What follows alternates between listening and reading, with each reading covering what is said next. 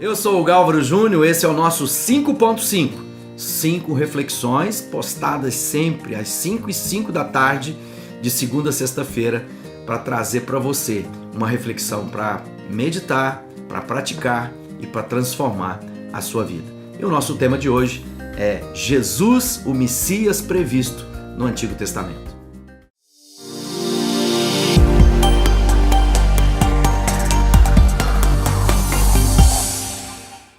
Bom, é isso aí. Jesus, né? Na ótica de Mateus, a gente está estudando sobre isso. Quem é esse biógrafo, né?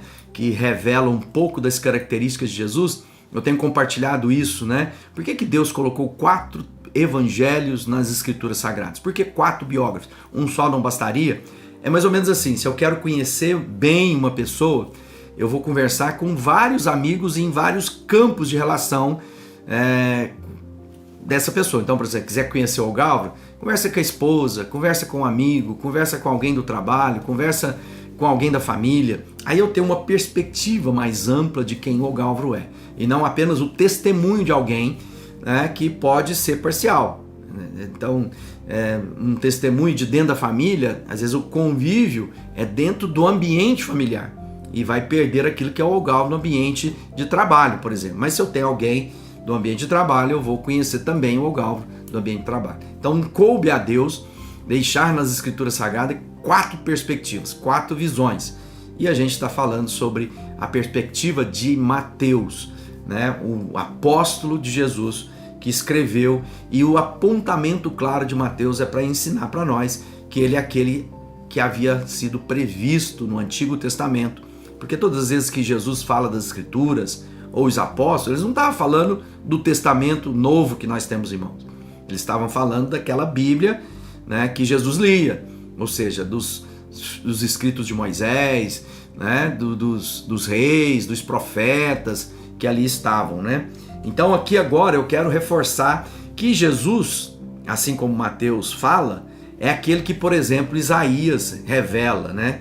Eu quero ler um texto que está aqui em Isaías, quando diz assim, no capítulo 9, no verso 2: o povo que caminhava em trevas viu grande luz, e sobre os que vinham da terra da sombra da morte raiou a luz. Aí depois, no verso 6 diz assim: porque um menino nos nasceu, um filho nos foi dado, e o governo estava sobre os seus ombros, e ele será chamado Maravilhoso, Conselheiro, Deus Poderoso, Pai Eterno, Príncipe da Paz.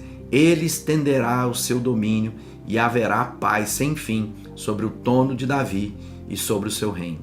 Olha só que promessa linda, né? Os estudiosos dizem que o livro de Isaías se compara, né, se equivale a um evangelho, que seria o evangelho do Antigo Testamento, porque é aquele que aponta a figura messiânica de detalhes maravilhosos que arrebatam o nosso coração.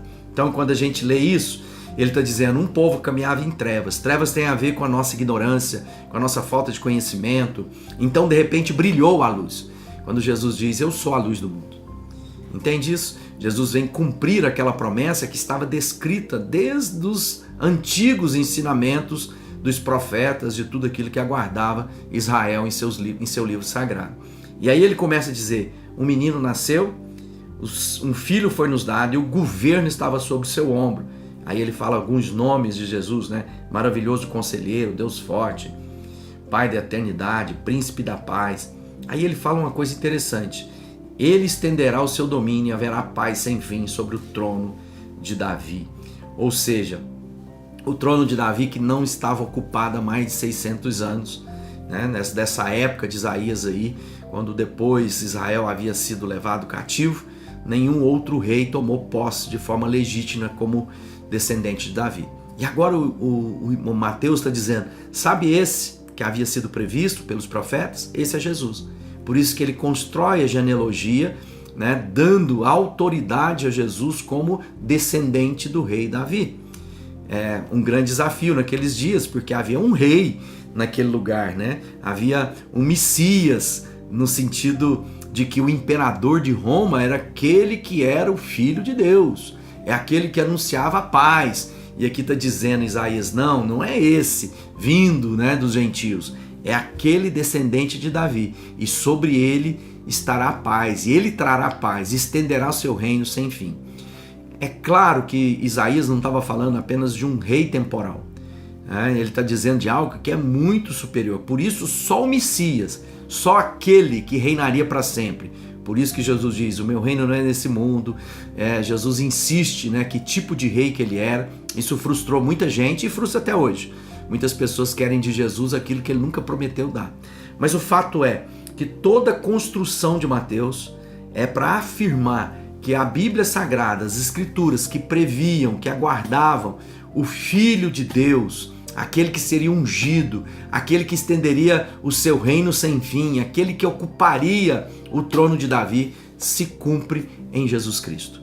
Por isso é importante você lembrar que a história de Jesus não é uma história desconectada que entra de lugar nenhum. Não, ela é uma história aguardada e construída. É aquele que foi prometido lá no Éden, quando Deus havia dito, né, quando Deus disse que o descendente da mulher pisaria a cabeça da serpente. Jesus é o Messias, Jesus é o rei que pisou na cabeça da serpente. Que você pare e pense que Jesus pode entrar na sua vida, vencer e, como príncipe da paz, trazer a paz que excede todo entendimento e guardar o seu coração.